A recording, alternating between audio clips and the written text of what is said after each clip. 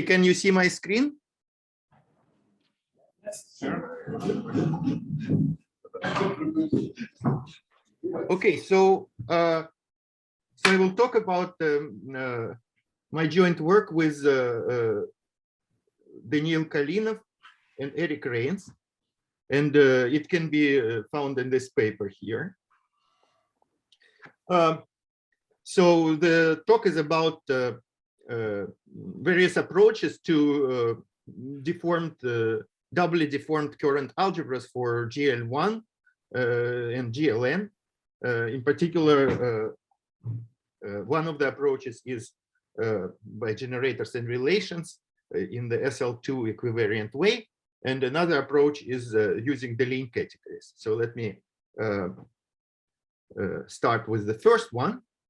So the first definition of these algebras is as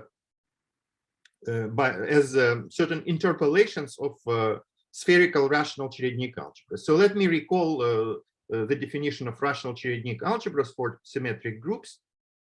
So I work always over complex numbers, and I have two parameters, t and k.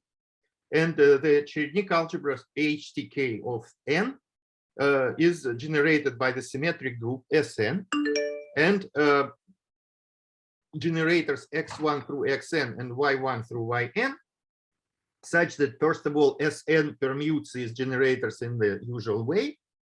Also, the generators x commute with each other and y commute with each other, but y and x do not commute. So yi bracket with xj is k times the transposition Sij, and yi bracket with xi is t minus k times the sum of all these transpositions as ij over j not equal I.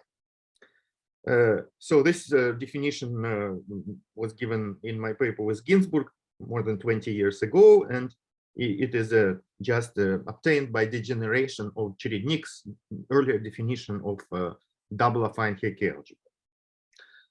So this algebra can be realized via Dunkel operator representation. So it has a natural representation on, let's say, rational functions of n variables, and the representation is defined as follows. So symmetric group acts by permuting the variables, xi's act by multiplication operators, and the only interesting action is for yi, and they act by so-called Dunkel operators, which are deformations of derivative. So they are t times partial derivative di plus k times sum over j not equal I, 1 over xi minus xj times sij. So if you conjugate this operator by a certain power of the Vandermonde determinant, you can make sure that they actually preserve polynomials. But this is not going to be important for me in this talk. So in particular, this entails the statement that the elements yi commute, which is a easy but not completely trivial lemma that can be checked by direct calculation. And there is also classical limit.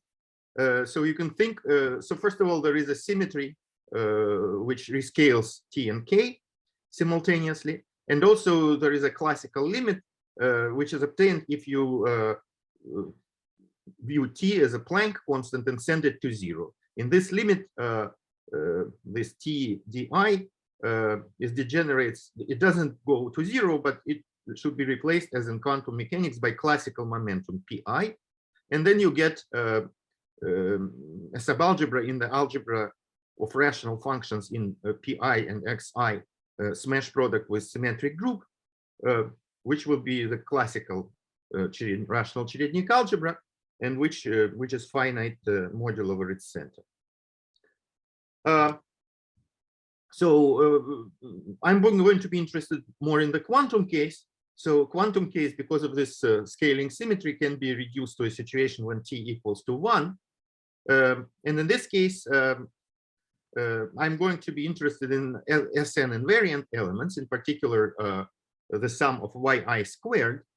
So if you just take sum of yi, then this is just the same as the sum of di. So the simultaneous infinitesimal shift. But if I take the sum of yi squared, then one can compute easily that this is a Laplacian. So if you restrict this to, I'm going to be interested in the action of this element on symmetric functions. So if you just consider action on arbitrary functions, this is not going to be a differential operator. It will contain some elements of the symmetric group. But if you restrict it to symmetric functions, then it is a pure differential operator with poles. And it is equal to the Laplacian minus k times k plus 1 times the sum over I different from j, 1 over xi minus xj squared, which is the quantum Calogero-Moser Hamiltonian. And because of the construction, we immediately see that this quantum Calogero-Moser Hamiltonian is a quantum integrable, and it has integrals sum of yi to the n restricted to the invariance. And this is also a differential operator, which has symbol d1 to the m plus so on plus dn to the m, and then some lower order terms which have rational coefficients. So these integrals hi commute with each other. Of course, so it's easy to check that starting from n plus 1, they are all algebraically expressed in terms of h1 through hn. So the only independent ones are h1 through hn. And so they commute. And the second one is the quantum Hamiltonian of this Calogero-Moser system. So we get a quantum integrable system. And so this system lives inside the spherical subalgebra of the rational Cherednik algebra, if you think about its representation on functions. So to define spherical subalgebra, we consider the symmetrizer E for the group algebra of symmetric group. So this is an idempotent. And we can consider this spherical subalgebra E hk of n E, where by hk of n I mean h1k of n. So this is a subalgebra in hk of n, but not a unital one. It has its own unit, which is E. But it is Morita equivalent to the full Cherednik algebra, unless this k is equal to a finite set of rational numbers. Which is not going to be important for us today. The equivalence is given by m goes to e times n. And so, so the representation theory of the spherical subalgebra is the same as for the full Cherednik algebra for such values of k, except these special values. And if you want to give it by generators and relations, it is hard to give relations, but it is easy to write down generators. Generators are very simple, so you just have invariant polynomials in x1 through xn, and this operator h, which is the sum of yi squared. And so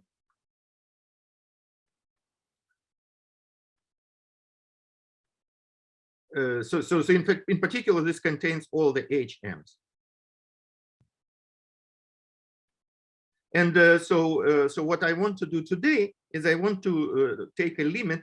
So I consider this algebra for some fixed k, but I make the number of variables vary and go to infinity. And I want to take that limit, or more precisely, I want to consider interpolation where this n can become a complex number.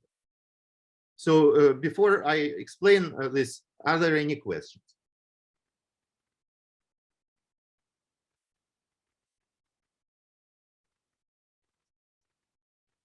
Okay, no questions.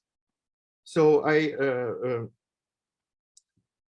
so how to do this? Well, there is a pedestrian way. So the pedestrian way is the following. So we can take so we can take such sums. So sum over I, xi to the m, yi to the l, and put e on both sides or just on one side. It doesn't matter because this thing is symmetric. And I'm going to define, but if I put it on both sides, it shows manifestly that it's an element of the spherical subalgebra. And I will denote this element by TML. So for example, T00 is just the number n. And so we don't need to consider it as a generator.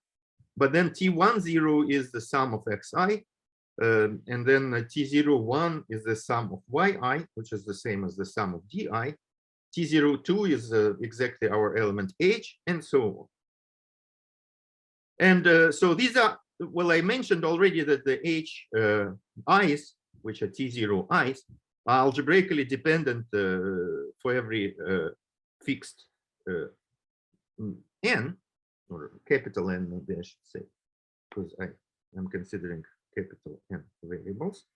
But these relations are of degree which is grows with n, and in the limit asymptotically when n goes to infinity, they become independent, and so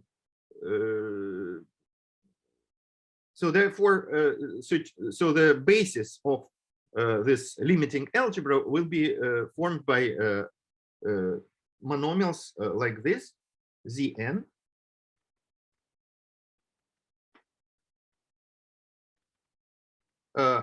which is the product over m and l of this TML in some powers. Almost all the powers should be 0. And also, well, this is a non-commutative algebra, so we need to agree what order we should take the product in. Well, it doesn't matter. We should agree on some ordering of, so we should depict the pairs of integers m and l, which are non-negative and not simultaneously 0, as points on this lattice. And then we should fix some ordering on this lattice, something like this. It doesn't really matter because we are not going to use this basis for any computations. It is just used to define the algebra.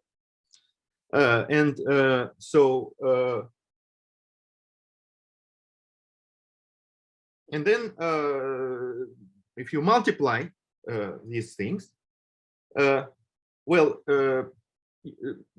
you can write it. So as I said, so let's take n capital B very large, and then but this n and p and are fixed, and we multiply them. Then there exist unique constants c n p q of n, such that we have such equations where the degree of this q, which is the sum of all the powers, is at most the degree of n plus degree of p. So maybe I should say the sum of qi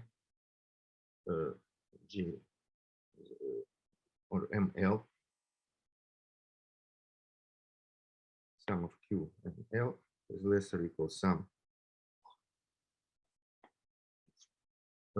n and l plus sum of p and l. So there is a unique expression like that. For small n, it may not be unique, but because the things are dependent. But for large n, it is unique.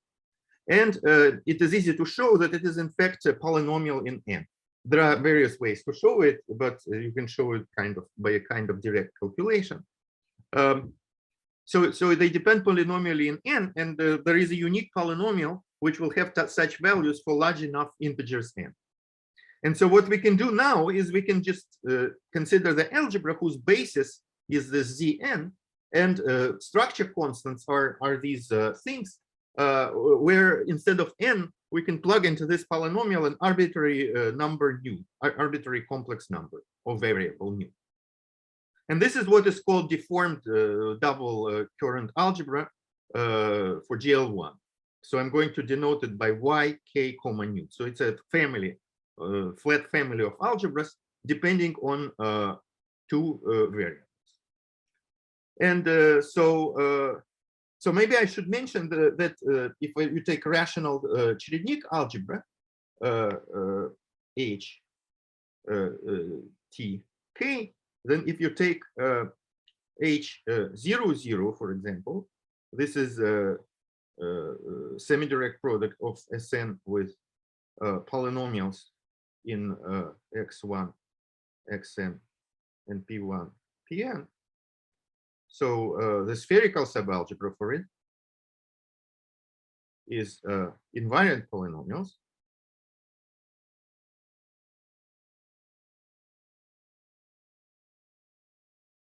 And if you take H10, then this is Sn semi-direct product differential operators in x1, xn.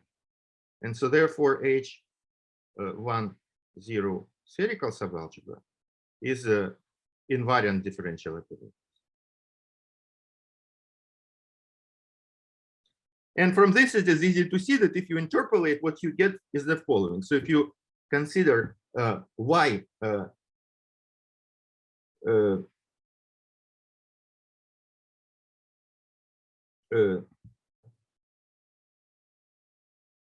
so if you consider this y 0 nu, which means this k, so t equals to 1 for us. So this second line of what I just wrote matters. And so k is our parameter coupling constant of the Calogero-Moser system. So so if I set that k to 0, we're exactly in this situation of differential operators. And algebra of differential invariant symmetric differential operators in n variables is just the symmetric power of the algebra of differential operators in one variable. So therefore, this interpolation is easily seen to be just enveloping algebra of the Lie algebra of differential operators on the line, polynomial differential operators. So it has basis x to the I, y to the j, which I could call Zij.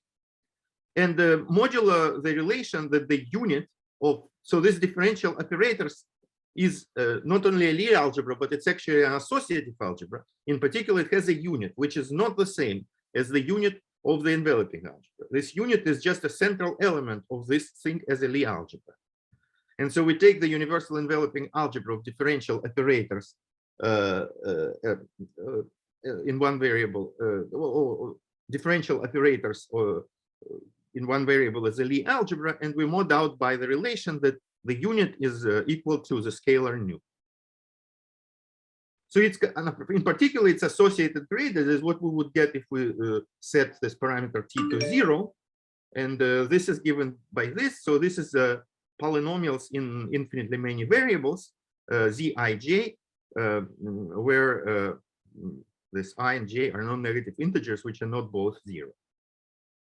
So in a sense, it's you can think of it as enveloping algebra of the classical limit of this Lie algebra differential operators, which is just abelian Lie algebra of polynomials in two variables.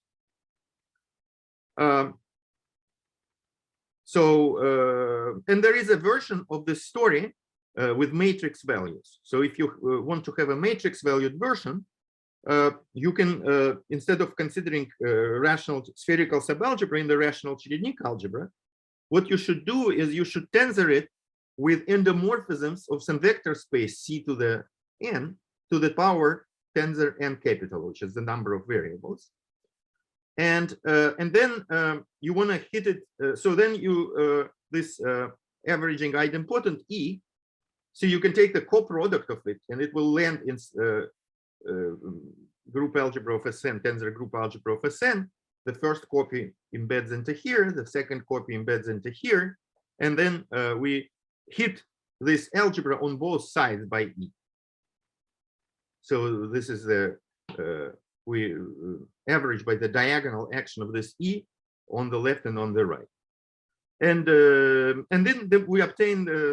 So this is what is called so this is the deformed double current algebra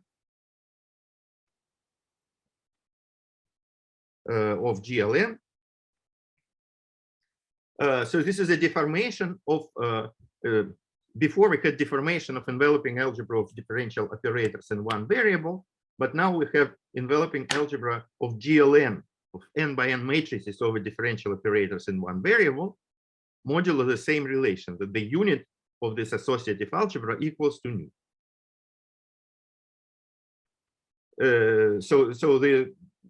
This algebra is obtained if your coupling parameter k, coupling between the variables, is zero. The question is, what is the relation between this algebra and Malika-Poinkov algebra? Yeah, it is this. So it is. I will say it in a second. So Malika. So that actually it will be in the next page. Okay. So this, if parameter is zero, we obtain this algebra y zero nu of GLN, and so this is the deformed double current algebra, and it's a rational degeneration. So the answer to this question, it's a rational degeneration of this Malika-Poinkov algebra, which is the Yangian of GLN hat. So this is Malika-Poinkov.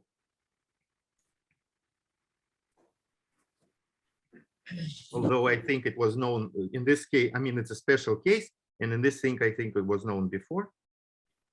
So in particular, these algebras, these double deformed current algebras were described by Nicholas Gray for n greater or equal to 4, actually. It turns out that for big enough n, in particular n greater or equal to 4, there is a kind of Steinberg-like description, which is based on generating matrices from upper triangular and lower triangular matrices. But this does not work for small n, in particular for n equals 1, because we don't have a notion of upper and lower triangular, strictly upper and strictly lower triangular matrices. They're all zero. So, but this approach works uniformly for all n. And so, like I said, so what is this Yangian, Malika-Poinkov Yangian of GLN hat? It is a deformation of enveloping algebra of GLN hat of y. So it's a double loops, but they're actual loops in one variable and only y without y inverse in the other variable. So if you take a Yangian of any Lie algebra, is a deformation, filter deformation of the enveloping algebra of G of y, of polynomials in one variable. So if you have zero central extension, then this is a deformation of enveloping algebra of GLN of t, t inverse, and y. So so this is functions on this variety C star cross C, and this degenerates to C cross C. And this is this degeneration gives rise to those doubly deformed current algebras, or sometimes I call them rational Yangians. Rational double Yangians, although that's a bad name because this is not a Drinfeld double of things. Anyway, what I want to describe now is an SL2 equivariant presentation of this thing in the case of GL1. So recall that we have a deformation of enveloping algebra of the Lie algebra of differential operators on the line. And the Lie algebra of differential operators on the line contains a copy of SL2. So in fact, these deformations, which are not Hopf algebra anymore, they are not enveloping algebra of a Lie algebra, but they do have so they do have an SL2 inside them.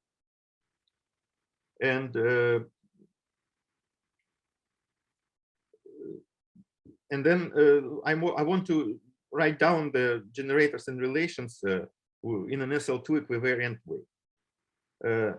So maybe I should say, are there any questions?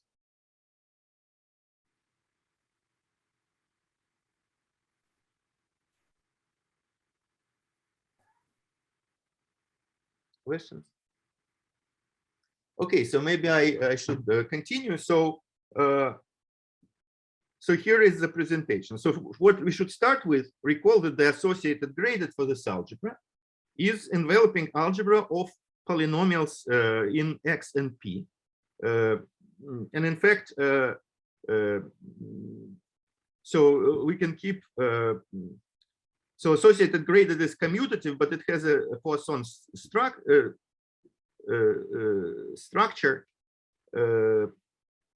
So there is a way to degenerate this thing to enveloping algebra of the Lie algebra of Hamiltonians in the plane. Because after all, differential operators on the line, the Lie algebra of differential operators on the line is a deformation, quantum deformation of the Lie algebra of polynomials in the plane. It's a non-trivial deformation. The fact that this deformation is non-trivial is called Van Hove theorem. It is a theorem that you cannot quantize canonical formalism so that all equations are presumed. So we should start with the presentation of this and then deform it. But to present such enveloping algebra is the same thing as presenting the Lie algebra of polynomials on the plane with respect to the standard Poisson bracket as a Lie algebra. So I want to do it in an SL2 equivariant way. So let's remember that we have this SL2, which is the quadratic Hamiltonians, p squared, xp, and x squared. And the action corresponds to the action, linear action on x and p by matrices of determinant 1. So x goes to ax plus bp, and p goes to cx plus dp, and the determinant ad minus bc is 1. So the Lie algebra version of this action is this. And under this section, polynomials in two variables split into irreducible representations. So we have, I'm going to label these representations by their dimension, not by the highest weight, so they differ by 1. So V1 is the trivial representation, V2 is the two-dimensional, V3 is three-dimensional, V4 is four-dimensional, and they look like this. So if you look at the monomials x to the I, p to the j, and denote them by a dot in this lattice, then the representations of SL2 correspond to this diagonal. And then we have this triangular decomposition of this Lie algebra. So the bracket has degree -2, and therefore degree 2 elements correspond to Cartan. So this is actually not commutative, it's an SL2 algebra itself, V3, the adjoint representation. And then there is, so these are quadratic Hamiltonians. These are linear Hamiltonians and constant, and they correspond to the negative part. And the positive part is much bigger, and this is degree 3, degree 4, and so on. And if you want to generate it, it's pretty easy to see that everything is generated by V1, V2, V3, and V4. And of course, this V1, V2, and V3 are rather trivial, so the most interesting part is V4. For example, this upper triangular part, the entire upper triangular part is generated by V4, which is the four-dimensional representation of SL2. And then you might ask what the relations are. So there are some obvious relations. For example, V1, which is a constant Hamiltonians, commutes with everything. And now V2 is linear Hamiltonian, so they move down.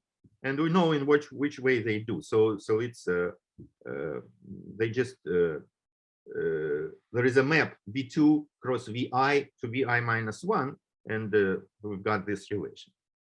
So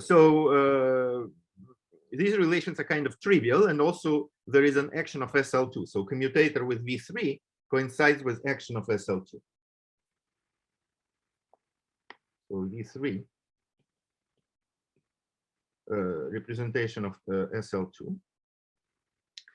But then there is interesting relations come in, which involve V4, which give commutator with V4 with itself.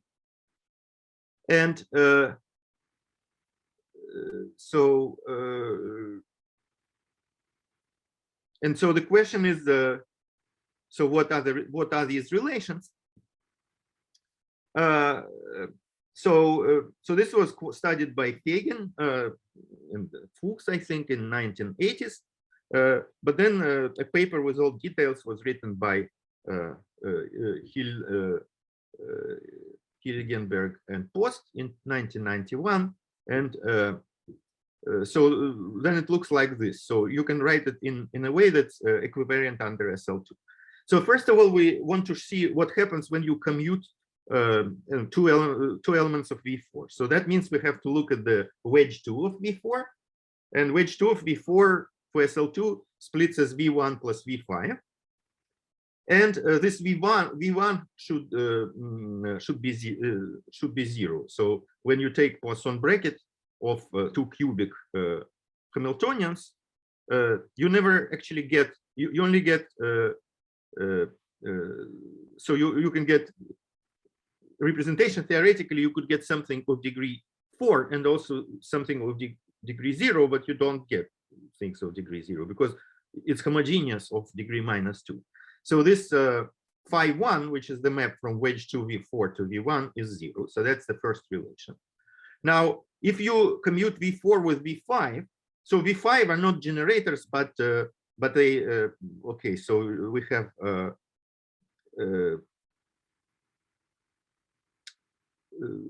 so actually it's convenient to use them. So generate, we will take as generators V1, V2, V3, V4, and V5. Well, V5 can be expressed in terms of V4 through this, so they are redundant. But it's convenient to write relations in terms of V4 and V5. So tensor product of V4 and V5 is V2 plus V4 plus V6 plus V8. And so what happens is these two extreme ones, V2 and V8, should vanish. So so if you take bracket of elements of V4 and V5, then the components corresponding to V2 and V8 are 0. So that's two other relations. I call them psi1 and psi2, psi3, psi4. So psi1 is 0 and psi4 is 0. And finally, if you commute V5 with V5, then you get V3 plus V7, and the V3 component must be 0. So I call them chi1 and chi2, and chi1 equals to 0. And so the theorem. Sorry, how like here's V4 and V6, but you said that like bracket is homogeneous and therefore like there can be only one degree.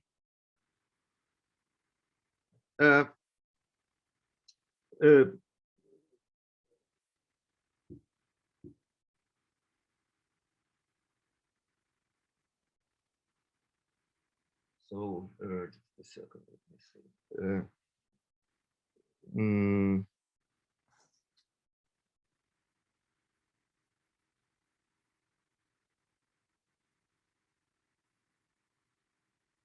That's for the filtered algebra, right? Yeah, so no, this is enveloping algebra of, it's supposed to be enveloping algebra of these Poisson brackets. So of the polynomials in the plane. The bracket is not homogeneous, right? Of degree is homogeneous of degree -2. Right. So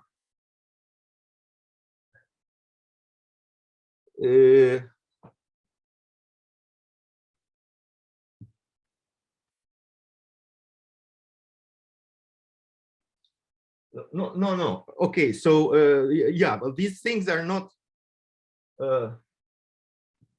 Remember that. So should I say this? Yeah. These V's are not inside the Lie algebra. They are inside the free algebra generated by V4. So that means that there is no, this homogeneity does not really apply here. So we take the free Lie algebra generated by V4, and then, for example, V5 lies in the degree 2 part of that Lie algebra. And so this Lie algebra has many copies of each representation. And in particular, the part that you obtain when you commute V4 with the V5, which is in the quadratic part, it decomposes like this. And the relations in the Freely algebra would have all practically all components, but in the Lie algebra we consider, the two of them must go to 0. So this is how it works. Does it answer your question? Absolutely. Okay. So and the theorem here, which is written in this paper, but it actually goes back to Feigen and Fuchs, I think, is that if you look at the Lie algebra of Hamiltonians of degree 3 and higher, it is generated by V4 with these relations. So, well, relations involve V5, but as I said, this V5 is just a commutator of 2 V4. And now, what you can do is you can compute the most general flat deformation, preserving the filtrations, so the appropriate filtrations. And then what you can do, you can do it actually by computer. And this is what we did, with the help of a computer. And there is actually, it turns out that you only get 2 parameters, which are exactly going to be the parameters that we had. So so we have V1 is so let's say it's spanned by some generator K. It's a central element. So I'm going to use it instead of writing V1. And then the relations can be deformed in the following way. So first of all, phi1, which was 0 before, the only thing it can be is some multiple of this K. So for example, when you have differential operators in one variable, and you take 2 elements of degree 3, differential operators of filtration degree 3, when you commute them, you don't just get something in degree 4, but you can get some constant term as well. So that's one thing, and it comes with a parameter S1. And then the second one, psi1, which was this two-dimensional representation in commutator V4 and V5. Well, it can be deformed as a multiple with the same parameter S1 of the V2 in your Lie algebra. And the relation psi4 turns out that you cannot deform, so it remains to be 0. And finally, this chi1. So these relations are all Lie theoretic, which says that the bracket of 2 generators is a sum of generators. If we only had these, we would get a deformation of the Lie algebra and not just of the associative algebra. But the next relation is quadratic. So commutator of 2 things is a quadratic expression. And I write it in this representation theoretic way. So there is a new parameter S2 that appears. And what you get is, so this chi1, so this is a copy of representation V3, which is the 3-dimensional representation, a joint representation. And so, well, one of them is linear, which is just V3 coming from the Lie algebra. But then there is also V1 times V3, which is the product. I could just replace this by K here. And then there is a quadratic expression in V2. So basically, in the Lie algebra, we have a copy of V2, which is quadratic Hamiltonians. And in the enveloping algebra, we have S squared of V2. And that has a copy. So maybe I should say, maybe this is not a good way to say it. We should say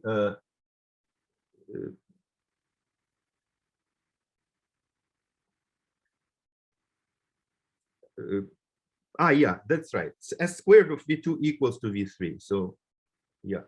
And so what we get such a thing. So this is the shortest way to write these relations. And you have some numbers here like 15, 42, 7.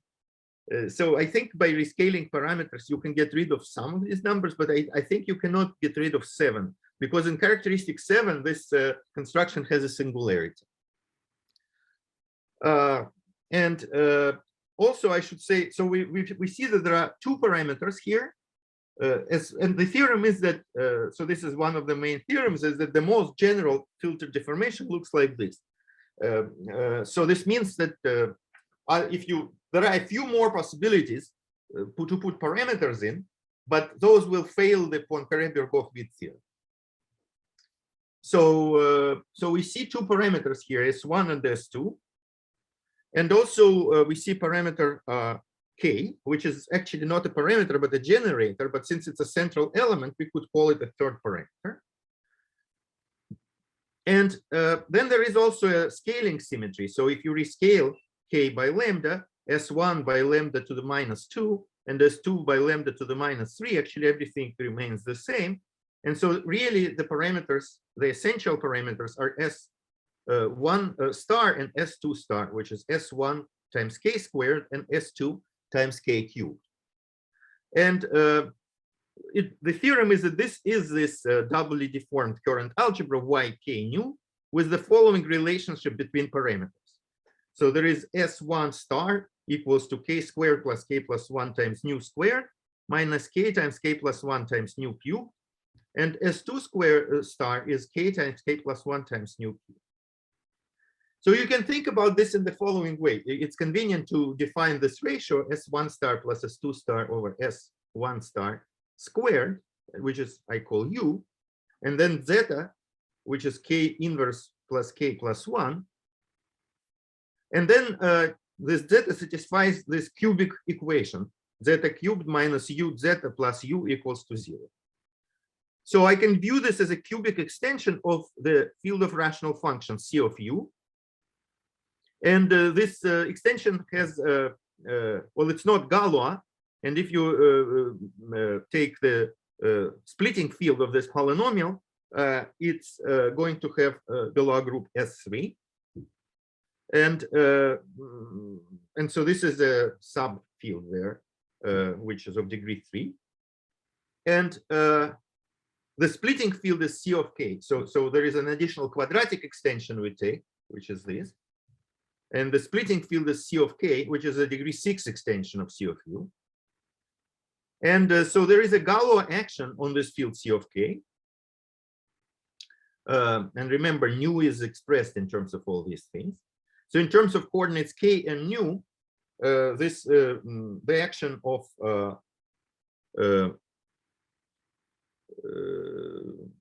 the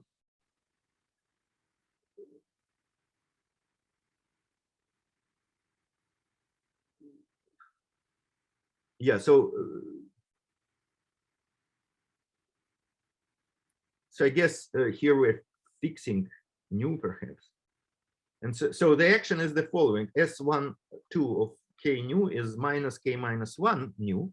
So this is the usual symmetry of the Calogero-Moser system, because you remember that it has parameter K times K plus 1. But the other symmetry, S23, is more interesting. It sends K nu into 1 over K and K times nu. So it changes the rank. Remember, this nu was obtained by interpolation of the rank of the Cherednik algebra, the number of variables. And the symmetry changes the rank, and it acts as a kind of modular symmetry on K.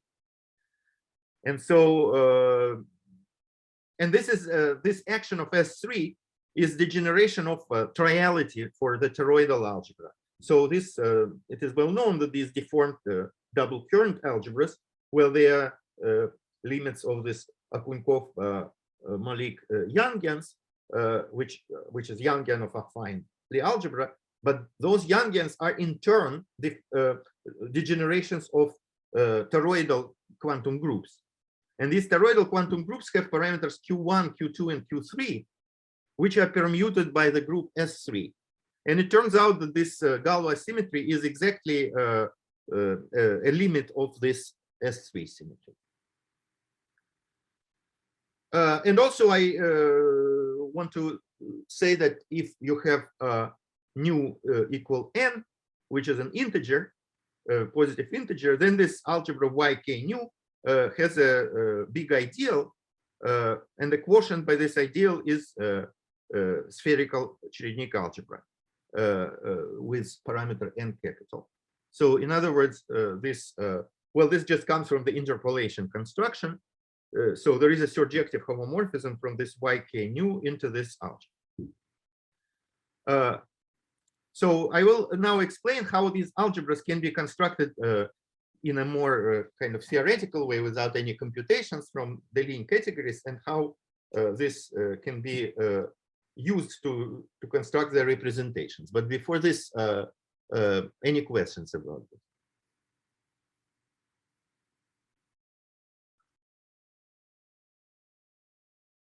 Questions?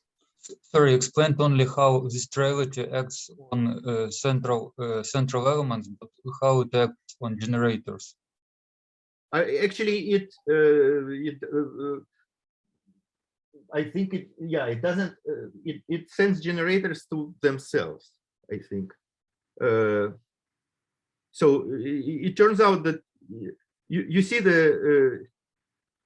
in other words, the parameters, essential parameters occurring in the relations are symmetric. They are symmetric functions of these parameters, so they kind of don't change. So if you write it in this presentation, the point is that this second symmetry, for example, is quite non-trivial at the level of Cherednik algebras. I mean, you can observe it, and this was done in my paper with Enriquez and Kalak. So there is a way to observe this symmetry in finite Cherednik algebras, but it's non-trivial. But in this presentation, it becomes apparent. So they are kind of obvious that there is this symmetry. Does it answer your question? Yes. Mm-hmm. Other questions? Okay, so maybe I don't have too much time, so let me just talk a little bit about Deligne categories. So what is this Deligne category? So this is a machine in which allows you in representation theory to, so if you study classical groups such as Sn, GLN, ON, and SPN, you can interpolate the parameter n to become a complex number.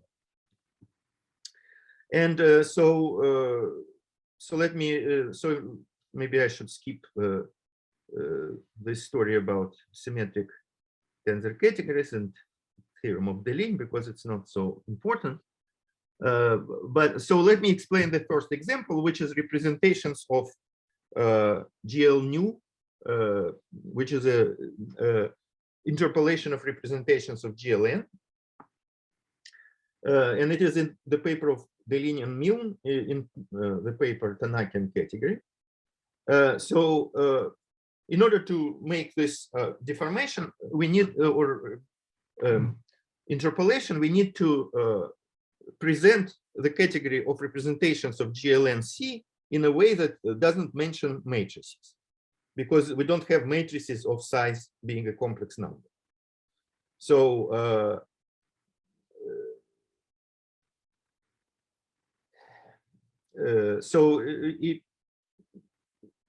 how can we do this? Well, we take v equals to c to the n.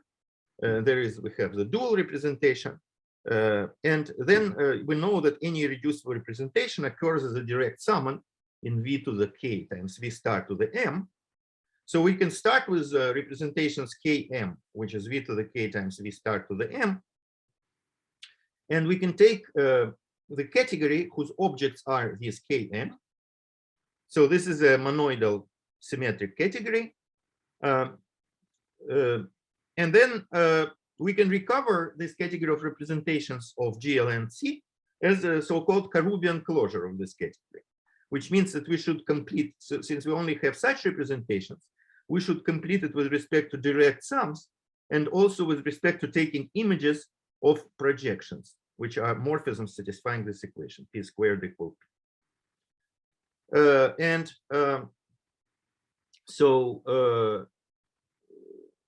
And then we recover, because every reducible representation is a direct summand in such tensor product, and every representation is a direct summand in the direct sum of such tensor product. So all we need to say is what is home between such things. And we have this v to the k times v star to the m to v to the p times v star to the q. And well, we can move the duals to the other side to get rid of them. And we get a home from v tensor k plus q to v tensor m plus p. And this is, of course, 0 if k plus q is different from m plus p, because the unit of GLN acts by this number, which is the same as saying that k minus m equals to p minus q. And otherwise, if these numbers are equal, we obtain home over this GLN of v to the n to v to the n. And this is generated by permutations by the Schur-Weyl duality, group algebra of Sn. And moreover, it coincides with this group algebra if the number of factors is less than or equal than the dimension. And this can be drawn in pictures. So, so if you draw v to the n by a bunch of down arrows, and v star to the n as a bunch of up arrows in the top line and in the bottom line, and we can separate them by a wall like this. And then, to denote, let's draw a picture for home from v to the cube times v star to squared to v to the fourth times v star cubed. So, so this is a picture. And so we have a bunch of arcs which correspond to contractions of tensors. So it's a kind of turned around diagram of a permutation. And the combinatorics here is such that arcs that go from, which bend back and go back to the same level, they cross the wall. But the arcs that don't bend and go back to the same level, which are kind of monotone, they stay on the one side of the wall. And then how do we compose? Well, we just concatenate pictures like this. But then when we concatenate two pictures, we obtain a picture of a new kind where you may have a loop, a closed loop, which we didn't have in the picture before. And this loop corresponds to the trace of the identity operator in V. So we should remove this loop and replace it with a factor n. And so in particular, when we compute this composition, there are two loops here that need to be removed, this loop and this loop. And we replace them with n, so we get n squared times what remains, which is this picture. And now we define this category rep tilde of GL nu with objects Km and morphisms as above, given by these pictures. So what the point of these pictures is that we completely got rid of the number n as being a combinatorial parameter, which must be an integer. Now it is just a factor in this formula here. And as long as it is only a factor, we can definitely replace it with any number. And that's what we do. So we define this category with such objects and morphisms being such pictures. And when we compose, we, instead of n, some power of n, we write the corresponding power of nu. And then we can define this rep GL nu, which is the Karoubian closure of this category. And so the endomorphisms of an object Km is the group algebra of S K plus M as a vector space, but multiplication is different there because it is these turned around pictures. And it is called the Wald-Brouwer algebra. It actually depends, unlike this thing, it actually depends on this parameter nu. And it is called the Wald-Brouwer algebra BKM of nu. And it is called Wald. It's similar to the Brouwer algebra for orthogonal groups. And also it is called Wald because we have this wall here. For example, let's compute the algebra B11 of nu. So we have one up arrow and one down arrow. So there is this picture, which is just the identity. And there is also this picture, which is generator A. And if I square this generator A, I get this picture. So I need to remove this loop here, and I get nu times A. So this BKM B11 of nu, B11 of nu is equal to C of A modulo A squared minus nu A. So this is semi-simple if nu is not 0, but not semi-simple if nu equals 0. And there is a theorem that this algebra in general is semi-simple for all k and m, if and only if nu is not an integer. So this rep GL nu, when nu is not an integer, is a semi-simple symmetric tensor category. And let's skip this. And when nu is an integer, actually for all nu in Z, it is not semi-simple and not abelian. But if nu is greater or equal to 0, for example, then it has a tensor ideal of negligible morphisms, big tensor ideal. And if you take a quotient, you obtain the classical representation theory of GLN. And now an example of how this can apply to our story is that the spherical Cherednik algebra can be obtained as a quantum Hamiltonian reduction from differential operators. And in this realization, EH k of NE is quantization of the Calogero-Moser space, which is a variety defined by this equation. And so it's pairs of matrices whose commutator plus 1 has rank 1. And so this is a special case of the Atiyah, Drinfeld, Hitchen, and Manin construction. So this is a simplest, maybe one of the simplest example of Nakajima quiver variety. And it's a deformation of the Hilbert scheme of C2. So as a C infinity manifold, it is the Hilbert scheme of C2. And so this Cherednik algebra can be obtained by Hamiltonian reduction from differential operators, similarly to how this variety is obtained by Hamiltonian reduction from a symplectic space of representations of the doubled quiver. And so this can be done. So this is here we have GLN and CN. So this N can be replaced by nu. And then you will get, instead of Cherednik algebra, you will get interpolation, which is YK nu. And in fact, this is exactly how it appears in Costello's paper, where this doubly deformed current algebras arise from four-dimensional gauge theory. So there is also a Q deformation of this category, which is home for the Homfley polynomials, which I will skip. Question? Yes. When you say it's the same, is it a mathematical statement, or is it? Yes, it is a mathematical statement. Well, I mean, you have to. He has a mathematical enough definition there, which can be compared to this, and yes, you can show that it's. But how Deligne's category doesn't appear in his paper. Exactly, it doesn't appear because the Deligne category is kind of a language. So if you have, when there is a way to talk about these interpolations without mentioning Deligne categories, but it's a much cleaner way to talk about it, in my opinion, is by mentioning Deligne category.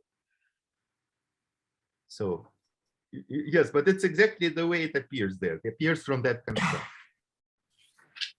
And maybe let me, can I take like 3 more minutes? Yes, okay. Yeah. So there is another way in which it arises from representation from another kind of Deligne category, which is a category of representations of interpolation of representations of symmetric group. So in this case, again, we want to make everything out of the permutation representation of symmetric group. So this is a self-dual representation, also having a structure of an algebra. And every reducible is a direct sum and in a tensor power of this representation.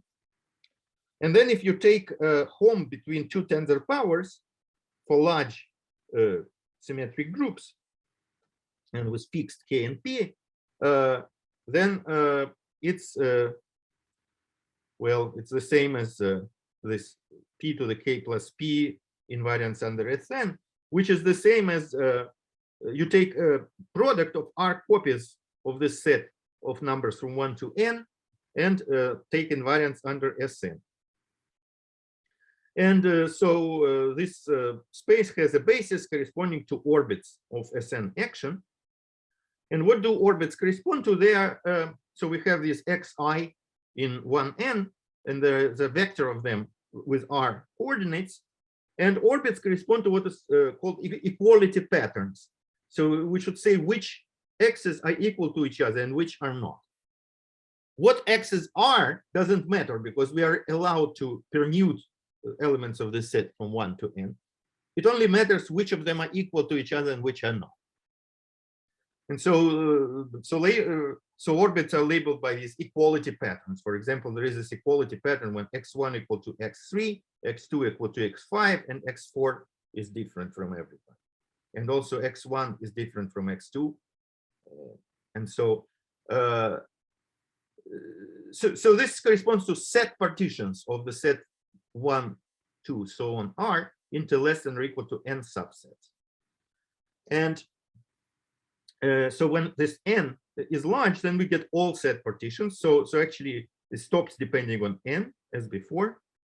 So home for large n is going to be just the linear span of all set partitions of a set of k plus p elements. And so for every orbit, we have some element delta O basis vector here. But actually, it's more convenient to consider sum over O prime less than O of delta O prime less or equal to O, which corresponds to non-strict equality pattern. So this means that, for example, this picture would, so epsilon would correspond to all combinations where x1 equal to x3, x2 equal to x5, but we do not require that x1 is different from x2 and x4 is different from x1 and x2. So that's not required. So that's called non-strict equality pattern. And it turns out that it's more convenient to work with this basis. And so again, composition is by concatenation of pictures. So set partition can be denoted by this picture. And it corresponds to the non-strict equality patterns. And then, so this is the first picture is in red, the second picture is in purple.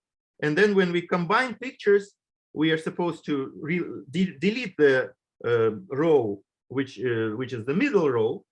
But if there is some blobs that are inside, so connected components that are inside just the middle row, and in this case it is just this, we should delete them completely. But to keep the memories of them, we have to put n as a factor, because this blob means that there is some element which is not related by equality patterns with anything, and so it can be anything, and we have n elements, so we should just put n.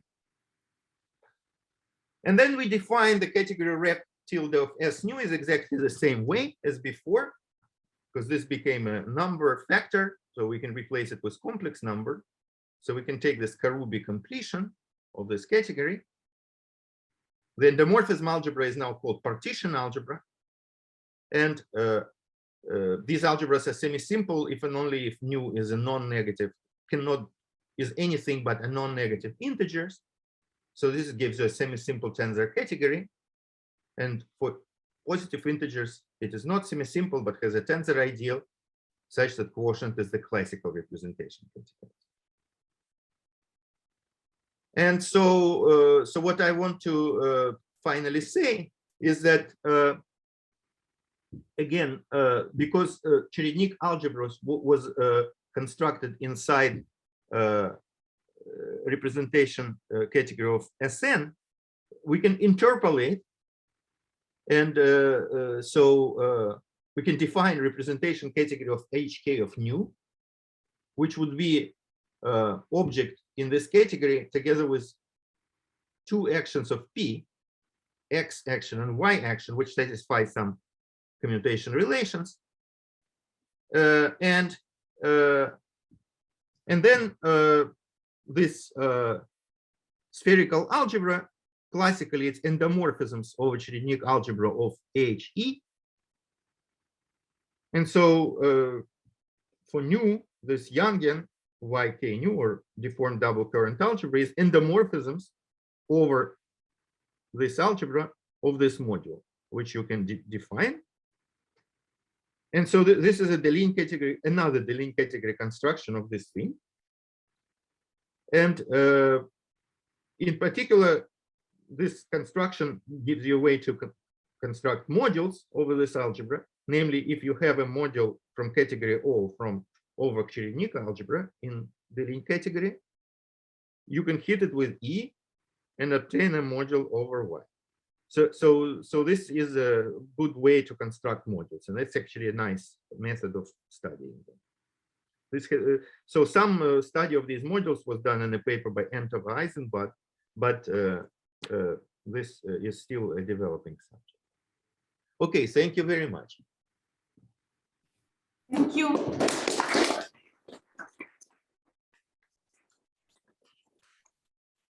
Are there any questions? I have maybe a slightly stupid question. So can you, just trying to grasp it, can you maybe briefly summarize what exactly you gain by sort of introducing the Deligne category into this picture?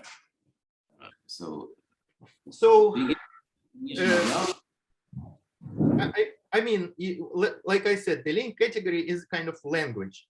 So, yeah, which means that in principle, you can translate everything containing the words Deligne category into language that doesn't use Deligne category. But at some point, like with any kind of category theory, it becomes inconvenient to do so. So, well, one thing is, for example, you can construct representations. So from generators and relations, it is not easy to construct representations and to understand what size they are. But here it's easier because for this Cherednik algebra, there is a triangular decomposition, which is very convenient. And you can define category O, just Verma modules, simple modules, and so on. So there is a nice theory of category O. And then you can obtain representations of this Y algebra from that.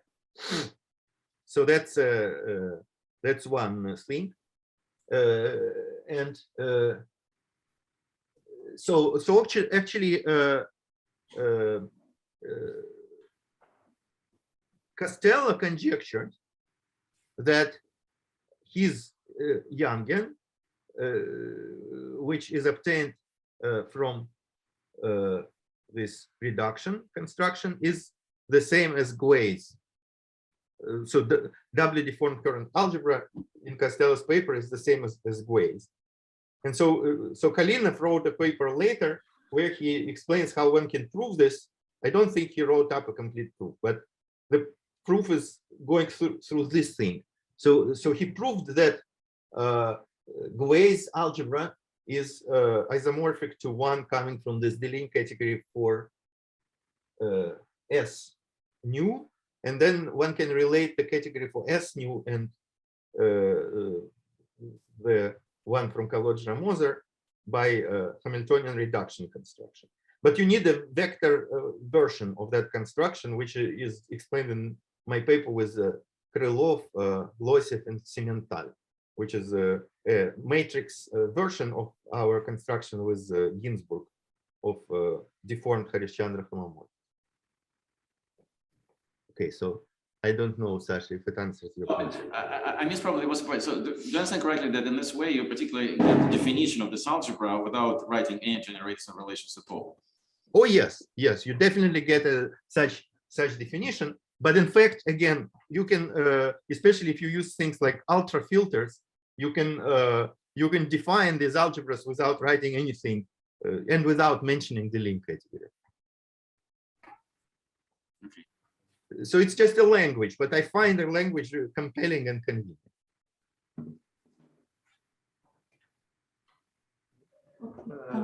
Maybe one more question. How is it related to W algebras of type A? So yeah, of course, the W algebras you can also, because they're classical objects, you can define them using the Deligne categories. So, for example, you can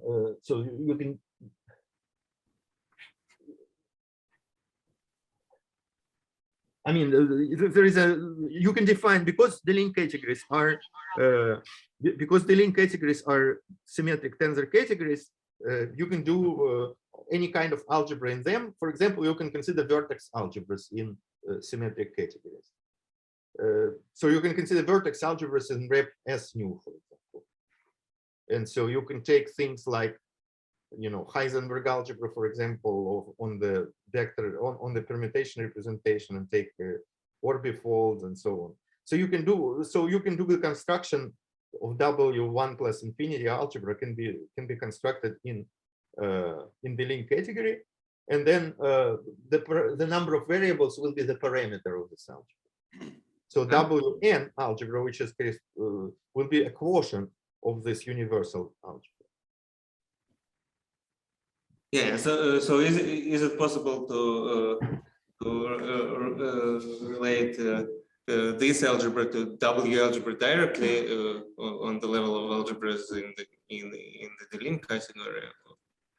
Yeah, yes, I think so. Yes, I mean there. Well, I have to think about how to precisely do this, but yeah, I'm sure that one can do it.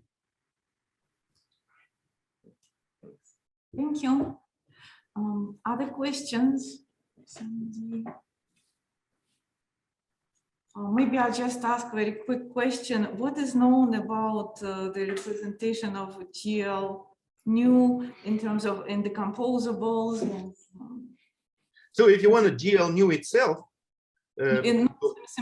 so there is a, okay, so if nu is not an integer, then it's a semi-simple category, and so reducibles look like this. So you have two partitions, lambda and mu, and then so you should think of this n being very large, and then if you have these two partitions, you can define a weight for GLN, which starts with this partition lambda 1 through lambda k, then it has many zeros, and then it has the other partition written in the opposite direction with minus signs.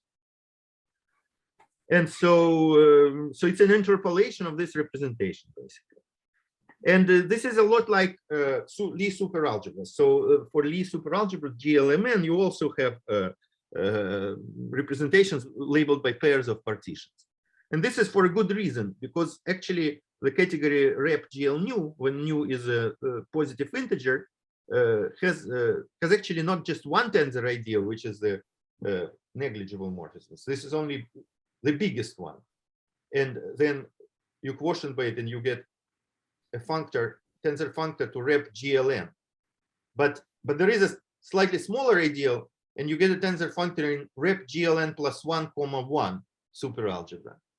And then there is a still slightly smaller one in which you get GLN plus 2, 2, and so on. And I think these are related by those Duflo-Serganova functors. So actually, this is this rep GL nu. Maybe it's kind of, it's a generalization of rep GLN, but it also sees a lot about the Lie superalgebra. And when nu is there is also a abelian envelope, which was shown to exist by Inna Entova and Vera Serganova and Vladimir Hinich, and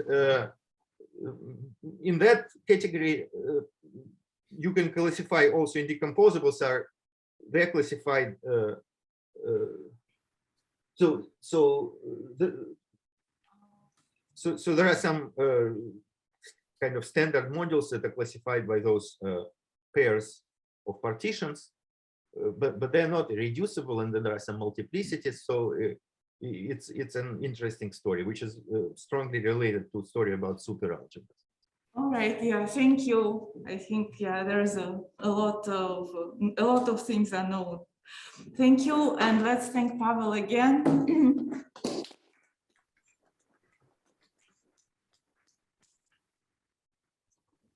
Thank you.